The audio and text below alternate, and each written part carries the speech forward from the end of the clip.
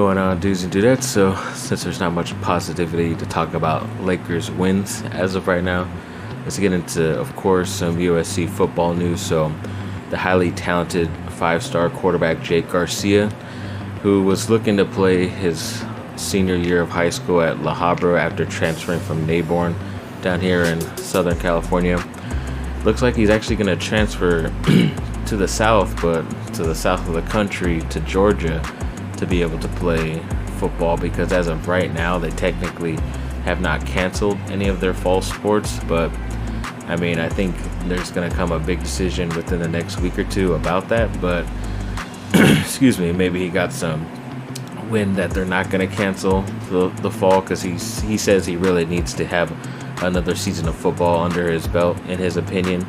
So we'll see what he does. And it's only kind of interesting to me just because his new head coach will be the coach of the once MTV semi-reality TV show called Two-A-Days, Rush Probst. And if you remember watching that show, that guy was insane. And of course he doesn't coach at Hoover anymore because of some stuff, and so he had a whole other family, whatever. It's pretty crazy. ESPN E60 whatever interview they did, and so he's trying to do something else in Georgia, at least try to get back into coaching. So we'll see how that turns out. Could be another good reality show in the making. But good luck to Jake, and hopefully he will be enrolling at USC early next year. So hopefully none of those teams out there persuade him, like Miami, which is what I'm hearing might be able to persuade him. Then also Sua Mataya, he's one of the best, not only overall players left to get out of high school who's undecided, but also one of the best offensive tackles out there. And it's kind of like a pretty good two-team fight between USC and Oregon right now for him. He might go to Oregon, but USC is trying really hard. Even their ex-wide receiver, who's now a Pittsburgh Steeler, Juju Smith-Schuster, is trying to help recruit him. So any way we could get help in recruiting from USC is always good, in my opinion. So hopefully that gives USC the extra push to get a really talented offensive lineman. Then Lakers news, Rajon Rondo is reportedly on his way to the bubble very soon. So I guess his surgery was obviously very successful, and the process is going really good so far. He's healing up really good. So he should be able to get down there, quarantine for a few days, and hopefully be available to play once the playoffs start in about 10 days, I believe it is. So we'll see how this goes. Lakers have been sucking, and I'll get into their stats later. But yeah, it's just been pretty rough to see this team that's out there right now. But as of right now, what looks like the last day, I believe it was Thursday, to opt out if you're wanting to play in the NFL or not this season. It was last Thursday, so yesterday. So as of right now, no Chargers opted out. A couple, I think it was 50 plus, almost 60 guys around the whole NFL decided not to play this year because of health reasons or family reasons, but all the Chargers stayed. So we'll see how positive and good that will be towards their record or towards their season coming up. We'll just have to wait and see. And then Onyeka Okongwu, the talented power forward come out of USC basketball, is ranked number 2 overall by whatever that website is. Pretty good website, but yeah, he's number 2 overall prospect. But the draft boards are weird because most of the time the draft doesn't go as those guys are projected, just because of team fit and what the team needs. But to know that he's the second best overall prospect and he's from one of my schools, USC, is really awesome, and hopefully he'll definitely be a top 5 pick, hopefully. So the Pelicans and Zion Williamson took the floor the other day, and Zion scored another 24 points, which is very cool, but no highlights just because the only big dunk he had it looked similar to what I did on the last video, so no point in showing that. But yeah, good job by him. Still had a lot of rebounds and assists as well. They're playing him more. And it did come in a losing effort, but hopefully if they play him a little bit more, they'll get those 5 extra points that they needed to tie the game up. But ESPN, Stephen A. Smith also said something earlier in the week asking why are they holding him back for some reason and not allowing him to play enough or be able to do what he wants and understand his own body. And he doesn't know if it's like Zion being too protective or the team being too protective of him. But it is kind of interesting and weird why they're holding him back, even though he's had so much time to rest. It's not like he should have any lingering injuries from before, unless he just re-injured himself in the bubble and somehow this guy is just way injury prone when, you know, they don't let him play the way he should. So I don't know, we'll have to just wait and see what happens with that whole situation, but hopefully it's nothing too serious and he's able to show why he was the #1 pick out of Duke last year. And then USC got a preferred walk-on from a running back from Vanderbilt.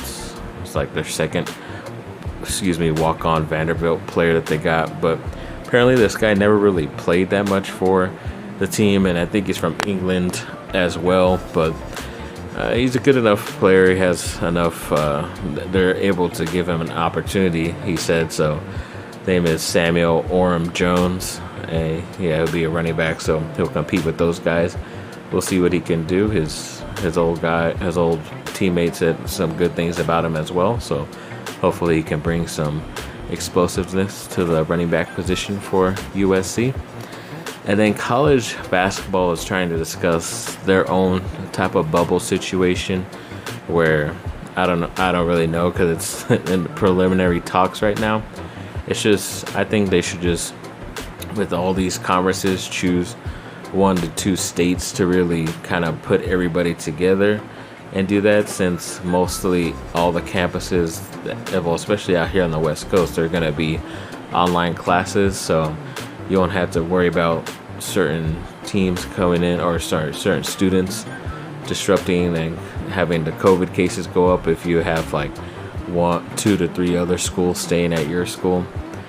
I don't know. It's a thing they could work out, hopefully, and we'll see, because there's definitely a lot more college basketball teams out there and college football teams and everything like that. And college football, in my opinion, I don't think it's really going to happen. So we'll just see how that goes. Even in the NFL, I don't think that's going to happen either.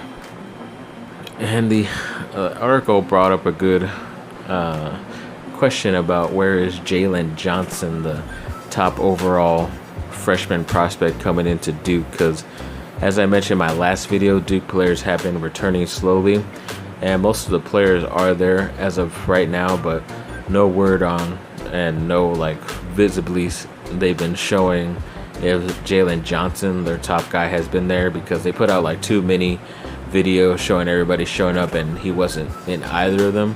Just kind of a little bit of questions people have, but it also could mean that he's going to stay in his hometown of Wisconsin and just prepare for, you know, the NBA draft instead of trying to risk it all, come down, get COVID for, you know, no reason, and then find out that there's no college basketball season as well. So I think he's just going to wait it out, see what happens, and hopefully we'll have some answers soon about both, whether we have a season and if Jalen Johnson will show up for the Duke Blue Devils.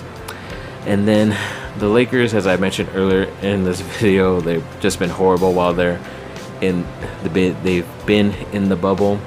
Out of 22 teams, their offensive stats they're literally number 22 in every single stat, and it's just weird because Anthony Davis has had 2 40-point games and LeBron's been pretty close to triple doubles, or had one when he's played, but just the whole supporting cast and everyone else around hasn't been good for the Lakers, and we'll just see how it all gets fixed once it gets to the playoffs and how everybody gels together. But I don't know, it's a lot of moving pieces for the Lakers, and I don't think there should be that many, but they're just looking to see who they got and who can play and who the coach is going to trust, or who LeBron is going to trust, I guess.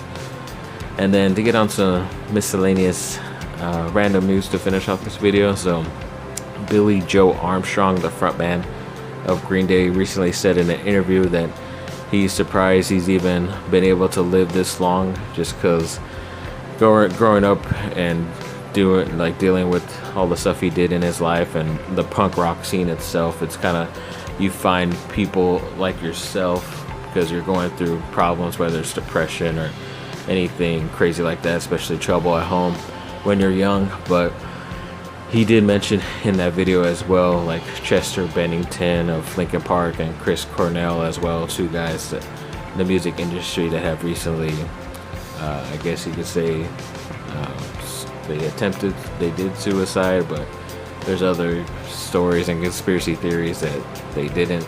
I don't want to really get into it just because it's a deep rabbit hole that we don't know any real true information about as of right now. But I don't know. We'll see. Hopefully Billy Joe's alright. He's been doing pretty good so far with this quarantine, from what I can tell. Still releasing some music here and there. But yeah, stay strong, Billy Joe, and hopefully we'll be able to see you on that tour with Weezer and Fall Out Boy at some point. So yeah, thanks for watching, people. Like and subscribe. Comment down below. Let me know what y'all think. Have a great rest of your day. Bye down.